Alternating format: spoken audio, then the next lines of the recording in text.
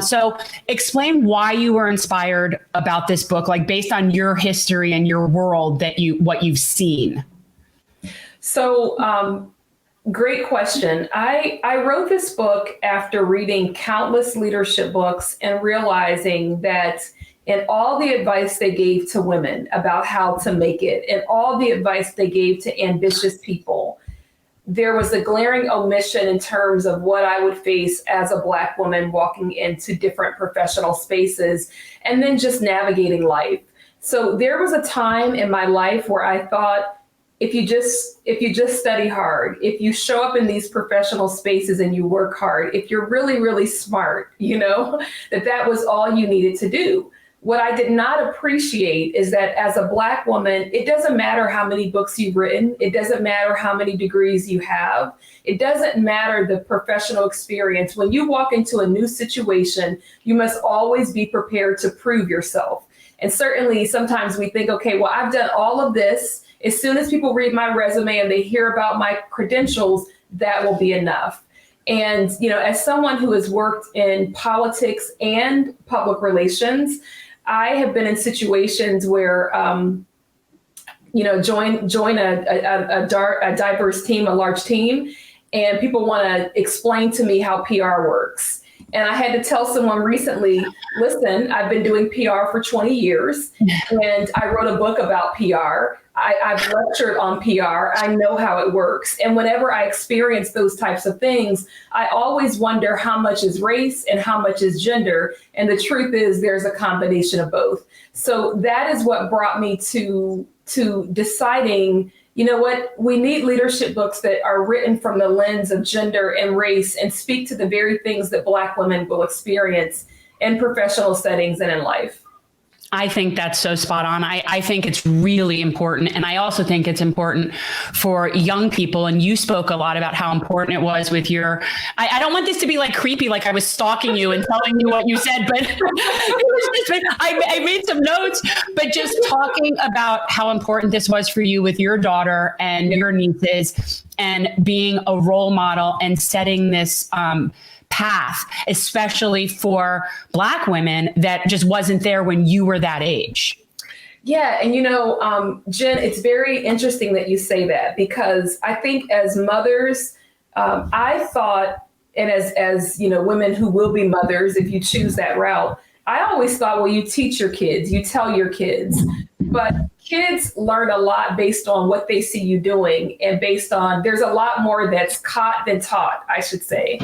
And so what I realized is that as I worked to deconstruct harmful patterns in my life, even if I am not vocalizing that to my daughter, she will see it, she will embrace it, and there will be certain things that she may not have to encounter. So for instance, one thing, if you listen to the interview, I'm sure you heard this part, but I don't talk about weight. I don't care if I've gained 50 pounds. I don't care if I've lost 50 pounds. I don't talk about weight. I don't talk about my body in a negative way. I don't look in the mirror and say, oh my God, girl, look at that love handle or whatever. I don't say that because my daughter is paying attention and I want her to have a love of her body, however she presents and however she appears.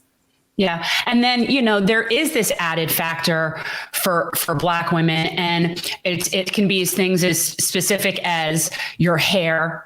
It could be how you dress, or whatever ethno-cultural things that somebody wants to display of themselves is treated differently when it's perceived as Black.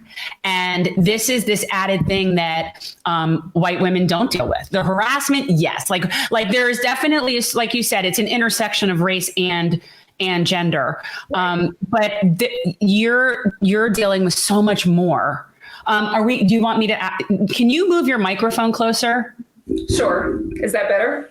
Or let me see. Is that better, John? Yeah. Our producer will let us know. Yeah. Okay. But I think it's so important. And so basically you found a hole a void of information in a particular area. And it just so happenstance is an area that you are a specialist in. So it makes sense to write a book. But talk about like where you see the crossover from work and personal, and really because we think about harassment much more in our workplace. Like we think of it work related, but we don't necessarily think of it in just general. And I think that is also something that as a Black woman you have had to deal with in a very different way. There's that angry Black woman stereotype that we've been hearing about. And I have met some angry Black people. I've met some very angry lots of people, but it's just this ridiculous narrative that we're fed. And I think that you always have to be conscious of that as well. Yeah. And I mean, the thing is, anger is a legitimate emotion. It just is, like every other emotion. There's no emotion that's good. There's no emotion that's bad. Anger is a legitimate emotion. But most Black women from the time that we were little girls have been counseled about how we show our displeasure. And the world is not comfortable hearing from Black women when we don't like something or when we want something to change. And so there's always a calculation of, how do I say this? How do I put it in writing? Do I need to put it in writing? Do I need to bring someone with me? Do I need to add a smiley face if I send an email?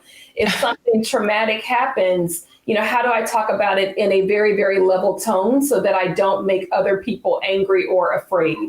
And the other thing is that, our society is not really is not really equipped or trained to see Black women in the range of our emotions. And that is either, angry, really sad, or what have you. And so when you express vulnerability, when you showcase how you feel, someone is always going to be upset. And I think a lot about, and I talk about this in the book, is the construct of niceness.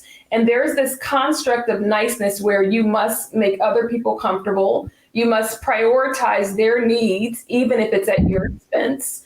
You must be super nice and you must be kind. Well, sometimes the kind thing to do is to be clear and to tell you, this is a boundary and I don't want you to cross it. And then when you've crossed it, you've crossed this boundary and that's not appropriate. So that's one thing. The other thing is sometimes we mistake depression or sadness for anger. And sometimes depression and sadness can present as anger when it's really someone who's really going through a difficult time and maybe they need supports for which they haven't accessed. So the angry Black woman trope, it is serious, it's damaging. It can lead Black women to suppressing how they feel. And we know that if we don't show emotion, if we suppress it, we become numb. That's not good. But then there are also physical manifestations in the body. And so one thing that I'm saying in the book is that we really have to deconstruct how we think about anger, particularly as it relates to Black women. And if you're someone who said, oh, well, because she told me how she felt, I'm intimidated by her, or she makes me uncomfortable, that is your job to sit with and to handle. That's not my job. But so often we want to put it back on the Black woman for expressing how she feels. And really, that's what we teach our kids to do, is if something bothers you, communicate about it. Thanks for watching. If you want to support our mission to transform politics into service, please like this video, subscribe, follow us on social media, and consider joining our Patreon, where you'll get early access to our interviews as well as other exclusive content. Links are in the description. Peace out.